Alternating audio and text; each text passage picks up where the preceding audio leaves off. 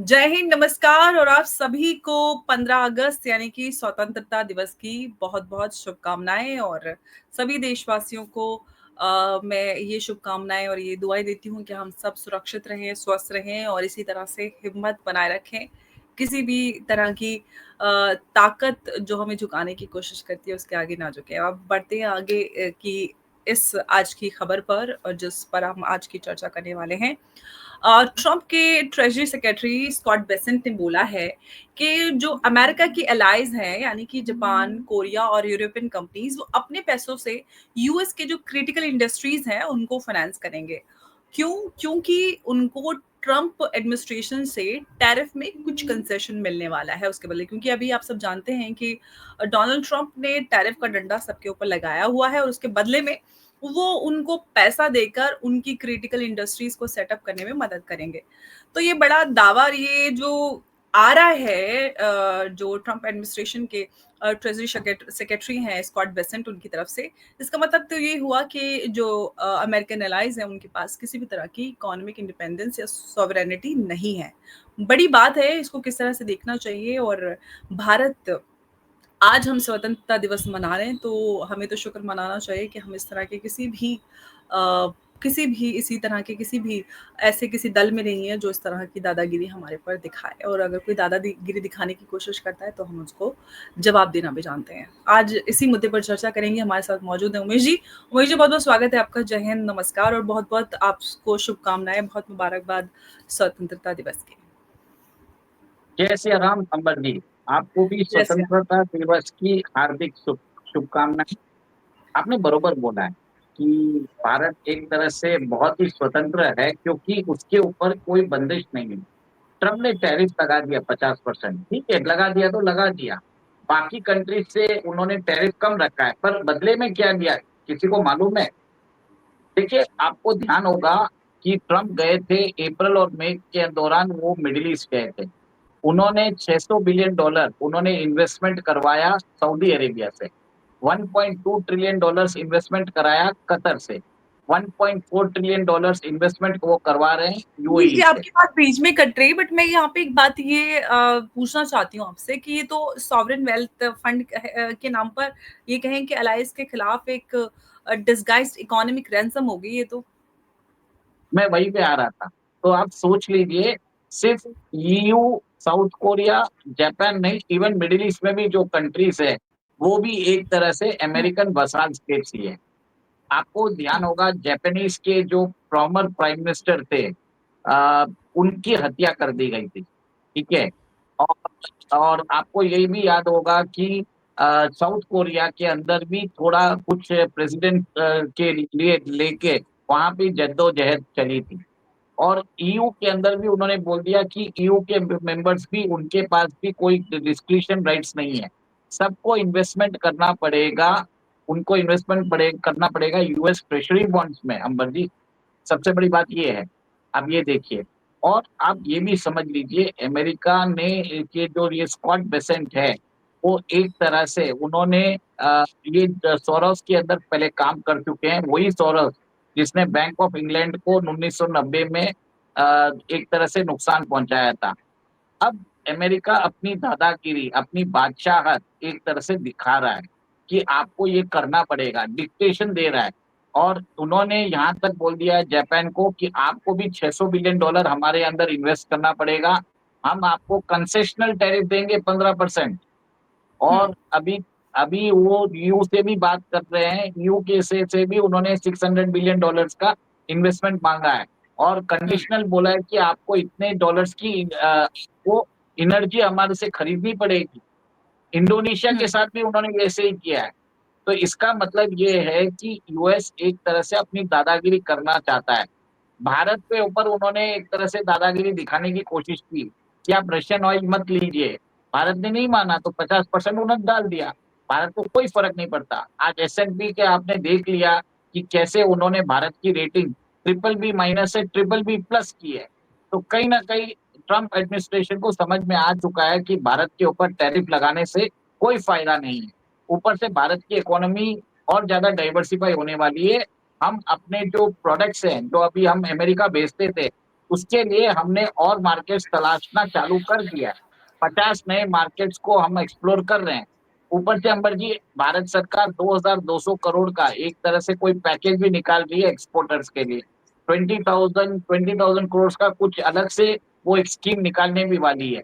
तो कहीं न कहीं भारत सरकार को मालूम है कि क्या प्रॉब्लम्स हो रहा है। जूट का एक्सपोर्ट जो बांग्लादेश से होता था भारत के थ्रू, उसको भी उन्होंने एक तरह से ऐसा रूट निकाला है कि वो कर भी नहीं पाएँगे। तो कहीं न कहीं आप ये देख रहे हैं कि भारत सरकार ये सब चीज़ से अवगत है, वो अपना इंडिपेंडेंट डिसीजन ले रहे हैं। भारत के प्रधानमंत्री ने बोल दिया कि मैं अपने देश के किसानों का जो हक है, मैं वो नहीं मार सकता और इसके लिए अगर मुझे पर्सनल हानि भी अगर मुझे सहनी पड़े तो मैं तैयार हूँ। तो कहीं न कहीं लेकिन भारत उमेश जी, भारत मैं इस पूरी अनाउंसमेंट पे जो स्कॉट बेसेंट ने ये अनाउंस किया है, जो ट्रम्प एडमिनिस्ट्रेशन के ट्रेजरी सेक्रेटरी है, इससे कहीं न कहीं जो ग्लोबल ट्रेड रूल्स हैं, उनकी ओपन मॉकरी नहीं होती और इस पे जो वर्ल्ड ट्रेड ऑर्गेनाइज़ेशन है या फिर हम और भी जो इस तरह की इंस्टीट्यूशंस हैं, उनका क्या रिएक्शन देखेंगे? क्या इस पूरे स्टेप को किसी डाइजेस्ट कर पाएँगे? देखिए, अभी कोई चारा नहीं है। इनकी इकोनॉमी ऐसी है, इनके जो फॉरेन रिलेशंस अकॉर्ड्स ऐसे हैं, they are tied up with American historical treaties किया हुआ है। तो अमेरिका इनको हिस्टोरिकल का एग्रीमेंट्स बोल के ये एनफोर्स करवाता है। क्योंकि अमेरिका के बेसेस है जापान में, अमेरिका के बेसेस है साउथ कोरिया में, अमेरिका के बेसेस है यूरोपियन यूनियन में। भारत सरकार को भी उन्होंने 1960 में उन्होंने बोला था कि हमें आपको हमारे को एक बेस दे दीजिए। भारत सरकार ने मना कर दिया। अब ये सेंट मार्टिन आइलैंड भी उनको बांग्लादेश में चाहिए था। वहाँ पे शेख हसीना सरकार ने मना कर दिया। तो आपने देखा क्या हुआ? उनको लास्ट अगस्त 2024 को उनको भागना पड़ा। भारत के अंदर भी एक तरह से जो बोला जाता है कि एक रेजिम चेंज ऑपरेशन चालू हो गया है, जिसमें ऑपोजिशन पार्टी कंटिन्यूअसली वोटर्स का जो धोखाधड़ी है, उसका एक बेकार का इश्यू बना रहे हैं और जो काम इलेक्शन कमीशन इंडिया जो निष्पक्षता से इलेक्शन करवा रहा है, उसके ऊपर भी बेबुनियाद इल्ज़ाम लगा रहे हैं। तो कहीं न कहीं जो उन्होंने जो रेजिम चेंज ऑपरेशन सीआईए ने बांग्लादेश में की है, सेम का सेम टेम्पलेट वो इंडिया में भी करना चाहते हैं। ऑपोज़िशन यही चाह रहा है और आगे बंगाल इलेक्शन भी आने वाला है। अभी बिहार के अंदर फेक वोटर्स पाए गए थे 65 लाख वोटर्स, 65 लाख वा फेक वोटर्स पाए गए। बंगाल के अंदर ये फिगर 1.5 करोड़ का एस्टिमेशन है। तो कहीं न कहीं ये आप ये देख लीजिए एक ऑर्गेनाइज़्ड रैकेट चल रहा है कि देश के अंदर वोटर बेस को ही एक तरह से उनको वोटर्स मतलब इल्लीगल वोटर्स को वोटर लिस्ट में उन्होंने इंक्लूड करवा दिया। और अभी हुँ। इलेक्शन कमीशन ऑफ इंडिया ने बंगाल के 4 ऑफिशियल्स को सस्पेंड भी किया है। तो कहीं न कहीं मेरा ये मानना है कि भारत एक तरह से आज बोलते हैं कि पॉलिटिकली इंडिपेंडेंट होना अलग बात है, पर economically independent, foreign policy independence और अपनी मर्ज़ी से जो कर सके देश हित में, ये भारत आज कर रहा है। आज भारत टेक्नोलॉजिकली वो इंडिपेंडेंट होने की कोशिश कर रहा है, डिजिटली इंडिपेंडेंट होने की कोशिश कर रहा है। अपना जो खुद का कोर्स है, वो अपना खुद का कोर्स निकालता जा रहा है। हम जिससे चाहे ट्रेड करना चाहें हम हमने अपने इंटरेस्ट के लिए करेंगे, अमेरिकन इंटरेस्ट के लिए नहीं करेंगे। हमने अमेरिका का जो फ्रंट लाइन स्टेट है, चाइना के अगेंस्ट वो बनने से इनकार कर दिया। और अमेरिका इससे एक तरह से हमसे बिल्कुल नाराज़ है। मोदी सरकार से वो खार खाए बैठे हैं और इसके लिए अब उनको तो पाकिस्तान ने तो क्या किया, पाकिस्तान ने तो बलूचिस्तान जो है, अमेरिका के चरणों में रख दिया। और कहीं न कहीं इसके कारण उनको क्या मिला आसिफ मुनीर को 2 बार उनको व्हाइट हाउस बुला के उनकी मेहमान नवाज़ी की गई। तो कहीं न कहीं ये डिफरेंस होता है मोदी जी और बाकी के राष्ट्रीय अध्यक्ष में। और मोदी जी सबसे ज़्यादा पॉपुलर लीडर है और ट्रम्प खुद जानते हैं कि मोदी टफ नेगोशिएटर भी है। तो इसके लिए अब उनको मालूम पड़ गया कि भारत एक तरह से किंग मेकर है। भारत अगर चाहे तो जापान से भी डील कर सकता है, रशिया से भी डील कर सकता है। ऊपर से बताया जाता है जापान और रशिया के बीच में जो तेल की डील करवाई है, वो भारत ने करवाई है। भारत भारत के प्रधानमंत्री ज़ेलेंस्की से भी बात करते हैं, पुतिन से भी आपने देखा होगा बात करते हैं। तो ये जो बोलते हैं जो कन्वीनियंस है, जो भारत के लीडर एन्जॉय करते हैं, नरेंद्र मोदी जी, कोई भी वर्ल्ड लीडर ऐसा उसके पास वो पावर नहीं है। आप ये देखिए कि भारत जी। को हर जगह से उमेश जी, आपको ट्रस्ट। मैं ये जानना चाहूँगी कि कोविड के बाद डी-रिस्किंग के नाम पे ये जो मैन्युफैक्चरिंग बूस्ट है, ये आपको सच लग रहा है या फिर जो अमेरिका फर्स्ट वाले जो वोट बैंक है, उनको खुश करने के लिए एक सिर्फ़ पॉलिटिक्स की जा रही है? देखिए, इससे भी एक पॉलिटिक्स की जा रही है, क्योंकि ट्रम्प का जो असर है वो चाइना पे चल नहीं सकता, क्योंकि चाइना के पास रेयर अर्थ मिनरल्स है। आपने हुँ, देखा है कि उन्होंने चाइना पे 250% टैरिफ लगाया था, फिर वो सब होने के बाद अचानक वो रोल बैक किया। तो कहीं न कहीं उधर से डाइवर्ट करने के लिए उन्होंने भारत को चुना है। अब भारत के हुँ, साथ भी उनको समझ में आ रहा है कि वो स्थिति बरोबर नहीं है, तो कहीं न कहीं वो रोल बैक होने की आशंका है। क्योंकि आप ये देखिए, जो रिपोर्ट्स आ रहे हैं, भारत और अमेरिका द ये जो रेसिप्रोकल डिफेंस प्रोक्योरमेंट एग्रीमेंट है, उसपे साइन करने की बात हो रही है। तो कहीं न कहीं अमेरिका में जो मिलिट्री इंडस्ट्रियल कॉम्प्लेक्स है, वो नहीं चाहता है कि भारत चाइना के साथ एक तरह से क्लोज़ होता जाए। तो कहीं न कहीं आप ये देखेंगे कि भारत को चाइना भी सपोर्ट करेगा और ट्रम्प एडमिनिस्ट्रेशन भी सपोर्ट करेगा। दोनों जने भारत के प्रधानमंत्री को अपनी-अपनी जगह लाने की कोशिश करेंगे। भारत क्या करेगा, भारत अपने इंटरेस्ट के अंदर देखेगा कि कौन-सी कंट्री हमको सबसे ज़्यादा बेनिफिट दे रही है। हम उसके साथ, दोनों के साथ रिलेशंस रखेंगे और कंडीशनल और ट्रांज़ैक्शनल अरेंजमेंट रहेगा। ये जो सॉवरेनिटी है, जैसे आपने मैंने बता दिया, डिजिटल सॉवरेनिटी, टेक सॉवरेनिटी जो है भारत के पास, भारत के प्रधानमंत्री जो आज बात कर रहे हैं कि अमेरिका को भी आँख दिखा के बात कर रहे हैं, और उनके जैसे अपनी हमारी जो फॉरेन रिलेशंस है, हम जिस हिसाब से अपनी पॉलिसी डिज़ाइन कर रहे हैं, हम ना तो we are becoming a member of BRICS also, मतलब हम ब्रिक्स के भी मेंबर हैं, हम क्वाड के भी मेंबर हैं। हमको G8 में भी बुलाया जाता है, हमको G20 में भी बुलाया जाता है, हमको हर जगह एस्को में भी बुलाया जाता है। दोनों ब्लॉक्स में बुलाया जाता है, ट्रांस अटलांटिक में भी बुलाया जाता है और ब्रिक्स समिट में भी बुलाया जाता है। ऐसा कोई दूसरा कंट्री नहीं है जिसको पास ये लग्ज़री है। Bharat is the only country which has the luxury to be in all the camps. हमारे साथ ट्रेड करने के लिए सब लोग रेडी है। और हुँ, आप ये देखिए, पहले भारत एक कैंप में रहता था, अब भारत सब कैंप में है। भारत अपनी जी, मर्ज़ी के हिसाब से सब जगह रहता भी है, जहाँ पे बेनिफिट मिलता है, वो वहाँ से बेनिफिट लेता भी है। अभी भारत ने अपनी एम्बेसी जो है, उन्होंने नॉर्थ कोरिया में भी ओपन कर दी है। और अभी जी, बता देता हूँ कि कल जो डोनाल्ड ट्रम्प के साथ मीटिंग से पहले पुतिन ने नॉर्थ कोरियन जो डिक्टेटर है, किम को फ़ोन करके बोल दिया कि भैया ये सब है, कल मैं मीटिंग करने जा रहा हूँ। और किम ने एक तरह से रशिया की हेल्प के लिए 15,000 सोल्जर्स भेजे हैं, उनको मिसाइल दिए हैं, तो सारे मतलब एम्यूनिशंस भी दिए हैं। तो कहीं न कहीं आप भारत ये भी देख लीजिए कि भारत नॉर्थ कोरिया के साथ भी अपने रिलेशंस इम्प्रूव कर रहा है। और जो किम है, आपको ये बात के और भी बता देता हूँ कि नॉर्थ कोरिया जो है, यूएस का जो डॉलर है, वो अपने देश में प्रिंट करता है। अगर इंटरनेट में जी। लोगों को देखना है तो 10 सुपर डॉलर बता दीजिए, आप वो देख लेंगे। ये एक जी। ऐसा जो उन्होंने उमेश मास्टर जी, स्ट्रोक मैं खेला है। एक और सवाल ये पूछना चाहूँगी कि ये जो स्कॉट बेसेंट हैं, उन्होंने जो बात कही है अपने इंटरव्यू में कि जो एलाइज़ का इन्वेस्टमेंट है और जो फ़िगर बताया उन्होंने 10 ट्रिलियन वो यूएस सॉवरेन वेल्थ फंड रहेगा। ये इतना बड़ा फ़िगर क्या वाक़ई में पॉसिबल हो पाएगा या वाक़ई ये सिर्फ़ एक कैमरा पे दिखाने के लिए बस एक नंबर रह जाएगा? देखिए, मैंने आपको बता दिया था, सऊदी से 600 बिलियन, 1.2 ट्रिलियन उन्होंने कतर से ले लिया, 1.4 ट्रिलियन यूएई से ले लिया, जापान से 1 ट्रिलियन बोल देंगे, ईयू को बोल देंगे 600 बिलियन दे दीजिए। ये सब मिला के 5 साढ़े 5 तो यही हो गया, बाकी सब भी है ना, बाकी कंट्रीज़ भी है। आप देख लीजिए, ताइवान होगा या दूसरे कंट्री स्विट्ज़रलैंड होगा, सबको मानना पड़ेगा। नोबडी इज़ इंसुलेटेड, सब मिला के वो मतलब ये बोलेंगे 10 ट्रिलियन। ओपन ओपन एक्सटॉर्शन चल रहा है मतलब ये तो।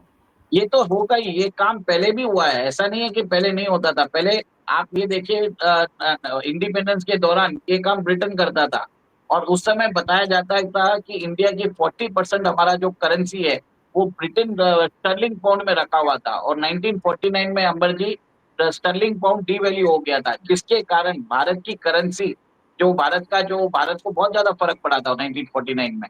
और यही चीज़ डॉलर के साथ भी हो सकती है। आज जो डॉलर के रिज़र्व आपके पास है, उसकी कल वैल्यू अगर नहीं रही और ओवरनाइट अगर 10-20% गिर जाए, कुछ भी हो सकता है, क्योंकि आज डॉलर चल रहा है ट्रस्ट के ऊपर, और इस तरह से एक्सटॉर्शन करेगा तो क्या होगा, कहीं ना कहीं रिजेंटमेंट आएगा डॉलर के खिलाफ, लोग एकत्रित होंगे। अभी तो कुछ नहीं बोल रहे हैं, पर फ्यूचर में पक्का होने वाला है, ये मेरा मानना है।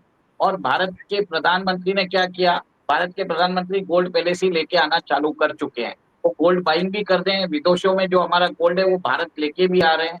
इससे उनको सबको समझ में आ गया कि आज हम वेस्ट के ऊपर भरोसा नहीं कर सकते। वेस्ट एक तरह से नया नियो इंपीरियलिज्म फॉलो कर रहा है, और वो हमें डिक्टेशन देता था, पर आज हम वेस्ट को सुनाते हैं। हमसे जयशंकर साहब ने तो बोल दिया कि यूरोप के प्रॉब्लम वर्ल्ड के प्रॉब्लम नहीं है, और अमेरिका को बोल दिया, अमेरिका अमेरिका में ही था, उसने कोई संधि नहीं करवाई है। तो ऐसा बेतुक जवाब दिया है कि वेस्ट की जो हिपोक्रेसी है वो एक्सपोज हो रही है। भारत को ब्रॉड बेस्ड सपोर्ट मिल रहा है, ब्राजील के प्रेसिडेंट हमको सपोर्ट कर रहे हैं, वांगी अभी आने वाले हैं, वांगी आके भारत के अंदर अभी बाउंड्री टॉक्स के ऊपर बात कर रहे हैं। चाइना भी एक तरह से भारत की सपोर्ट में आ चुका है, रूस भारत के सपोर्ट में आ चुका है। आप ये देखिए, जापान भी भारत के सपोर्ट में आने वाला है, सब लोग भारत के साथ करने वाले हैं। अभी तो ये अमर जी, अभी मैंने सुना है कि सिंगापुर के साथ हमारी इंटर मिनिस्ट्रियल टॉक्स हुई थी, और सिंगापुर गवर्नमेंट जो अपना सॉवरेन वेल्थ फंड है, they are interested to invest in India sports sector. तो ये जो हमको जो कोऑपरेशन मिल रहा है, ये जो हमको हर जगह से लोग हमको अप्रोच कर रहे हैं, this is the real freedom. The Indian government जो कर रही है, जो मोदी जी ने बोला था कि हमको सही टाइप से invest, independence we got in 2014 only.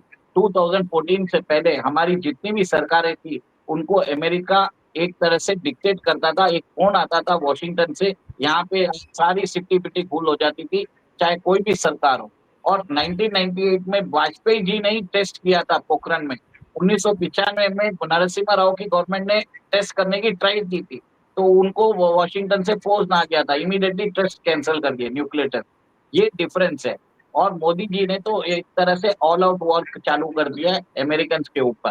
तो कहीं ना कहीं ये हमारी रियल पावर है, और वो देश के किसानों के साथ खड़े हैं, क्योंकि किसान हमारे देश का एक तरह से रीढ़ की हड्डी है।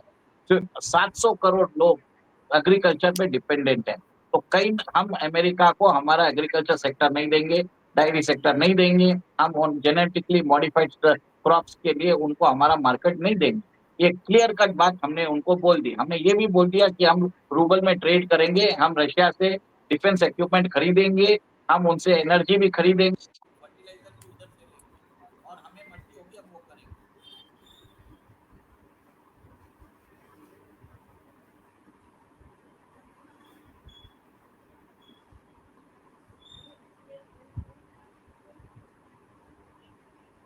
हम वो भी करेंगे।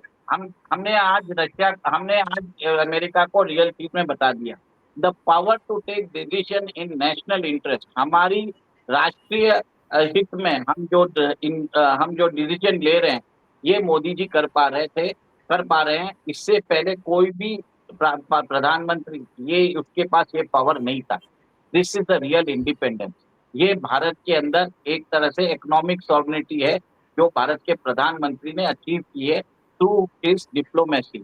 उनको 27 नेशंस ने हाईएस्ट ऑनर ऑफ अवार्ड दिया है, ऐसे नहीं दिया है। और आपको ध्यान है कि कोविड के वक्त फाइजर और मॉडर्ना की वैक्सीन के लिए बहुत लोग हमें दबाव डाल रहे थे, उसके बावजूद भी हमने उसको एक तरह से रेजिस्ट किया, और हमने 110 कंट्रीज को वैक्सीन दी है। तो कहीं ना कहीं आप ये देख लीजिए, भारत एक तरह से ट्रस्ट का नाम है, मोदी जी एक ट्रस्ट का नाम है। This is the real independence, this is the real super power, और इसको बोलते हैं विश्व गुरु। एब्सोल्युटली। और जिस तरह से अगर एक सुपर पावर अपने ही जो दोस्त हैं उनके साथ इस तरह से कहें कि फंड को घसीटे, जिस तरह से हम शायद दुश्मनों के साथ करते हैं, तो अगर ये सक्सेसफुल ट्रेड मॉडल है तो फिर ग्लोबल ट्रेड की जो पूरी डेफिनेशन है वो बदल जाएगी। टैरिफ सिर्फ रेवेन्यू का टूल नहीं बल्कि एक जियोपॉलिटिकल वेपन बन जाएगा। और अगर ये फ़ील हुआ तो एलाइज़ का ट्रस्ट वापस जीतना अमेरिका के लिए नेक्स्ट डिकेड का सबसे बड़ा डिप्लोमैटिक चैलेंज बन जाएगा। तो देखते हैं अब क्या कुछ होता है, क्योंकि लगातार अमेरिका की तरफ से और ख़ास तौर से आजकल जो ट्रम्प एडमिनिस्ट्रेशन के ट्रेज़री सेक्रेटरी हैं स्कॉट बेसेंट, वो काफ़ी अ, बड़े-बड़े इंटरव्यूज़ दे रहे हैं, जिसमें बड़ी-बड़ी बातें कर रहे हैं, जिससे काफ़ी कुछ हम जियोपॉलिटिकली हलचल होते हुए देख रहे हैं। तो देखते हैं कि क्या कुछ अब आगे निकल कर आता है, क्योंकि काफ़ी कुछ जो अलास्का में पीस टॉक होने वाली है, उसके बाद भी क्लैरिटी आ जाएगी। उमेश जी, बहुत-बहुत धन्यवाद आपका हमारे साथ आज की इस चर्चा में जुड़ने के लिए। नमस्कार, जय हिंद, जय भारत। जय सिया राम। जय श्री राम उमेश।